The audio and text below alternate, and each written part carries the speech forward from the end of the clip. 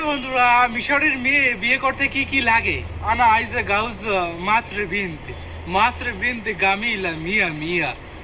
আলী ভাই, প্লিজ আমাকে একটু জানান, আমি মিশরের মেয়ে কিভাবে বিয়ে করতে পারবো?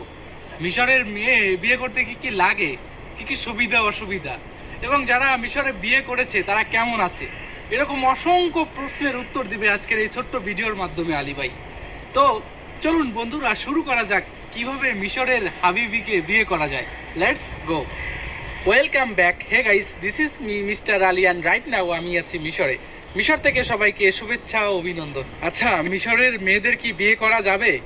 অবশ্যই ভাই, কেন নয়। আপনি যদি মিশরে আসেন আর মিশরে একটি কাজ করেন, তো আপনি খুব সহজেই মিশরের এই সুন্দরী মেয়েদেরকে আপনি বিয়ে করতে পারবেন।